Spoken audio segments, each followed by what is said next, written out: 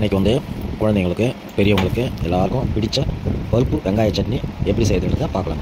அதுக்கு வந்து முதல்ல வெங்காயம், தக்காளி, கொஞ்சம் கடலைப்பருப்பு, கொஞ்சம் உளுத்தம்பருப்பு எல்லாமே எடுத்து வச்சுக்கலாம். அதுக்கப்புறம் கடாயில் எண்ணெயை வச்சு இந்த உளுத்தம்பருப்பையும் கடலைப்பருப்பையும் நல்லா பொன்னிறமாக வறுத்து எடுத்துக்கலாம். வறுத்து எடுத்து அப்படியே வந்து ஜாரில் போட்டு மிக்ஸி ஜாரில் போட்டு ஆற வச்சுக்கலாம். கொஞ்சம்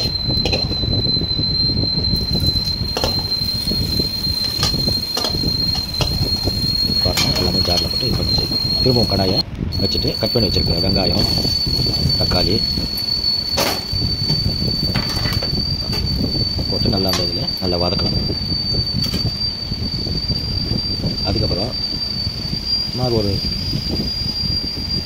6-7 பச்சை மிளகாய் ரெண்டாக உடைச்சி அந்த வதங்குற தக்காளி வெங்காயத்தில் போட்டுக்கணும். நல்லா மாதிரி உடச்சி போட்டுருங்க. சின்ன சின்னதாக கட் பண்ணக்கூடாது, அப்படியே பாதியாக உடச்சி போட்டுக்கலாம். உடச்சி போட்டு எல்லாத்தையும் ஒன்றா சேர்த்து திருப்பவும் நல்லா வதக்கணும். இந்த மாதிரி நல்லா வதக்கிட்டே இருக்கும். பாருங்கள், இதுக்கு ரெடியாக இட்லி ரெடியாக இருக்குது கூடவே. இப்போ வந்து நல்லா வதக்கினே இருக்கும். பாருங்கள், ஓரளவுக்கு நல்லா வதங்கிச்சு. இன்னும் கூட கொஞ்சம் பொண்ணுமாக வதக்கலாம். இப்போ வறுத்து எடுத்து இதை தனியாக வச்சு ஆற வச்சிடலாம். இது ஏன்னா சூடாக அரைக்கக்கூடாது, அதனால் கொஞ்ச நேரம் ஆற வச்சிடணும். இந்த டைமில் என்ன பண்ணணும்னா, ஒரு சின்ன கடாயில் கொஞ்சம் எண்ணெய் ஊற்றி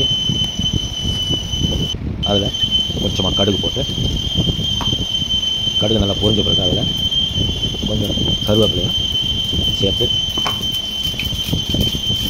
வதக்கி வச்சிடலாம். கருவேப்பிலை சேர்த்துக்கலாம். நல்லா கருவேப்பிலை எண்ணெய் கொஞ்சம் சூடாக இருக்கிறதுனால நம்ம ஸ்டவ்வை ஆஃப் பண்ணி வச்சிடலாம். அதுக்கப்புறம் ஒரு கோலி குண்ட அளவுக்கு இந்த பருப்பில் வந்து புளி சேர்த்துருங்க.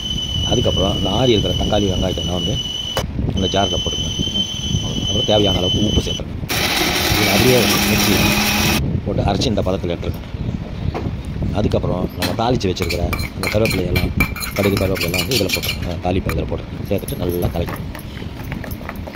நல்லா கலக்கிட்டோம். எல்லாமே கருவேப்பிலை, எண்ணெய் எல்லாமே சேர்ந்து போச்சு. இப்போ அருமையாக சட்னி ரெடி ஆகிடுச்சுங்க. இதை வந்து அப்படியே நம்ம இட்லிக்கு தொட்டுக்கிறதுக்கு வச்சுக்கலாம். இல்லை தோசை விரும்புகிறவங்க தோசையை வச்சும் சாப்பிடலாம். நல்லாயிருக்கும். தோசைக்கும் நல்லாயிருக்கும், இட்லிக்கும் நல்லாயிருக்கும். குழந்தைங்க வந்து ரொம்ப விரும்பி சாப்பிடுவாங்க. நம்ம ஸ்கூலுக்கெல்லாம் கூட குழந்தைங்களுக்கு கொடுத்து அனுப்பிச்சோம்னா மதியம் சாப்பிட்றதுக்கு அவங்களுக்கு அருமையாக இருக்கும். ஏன்னா அவ்வளோ சீக்கிரம் இந்த சட்னி எல்லாம் கெட்டு போகாது.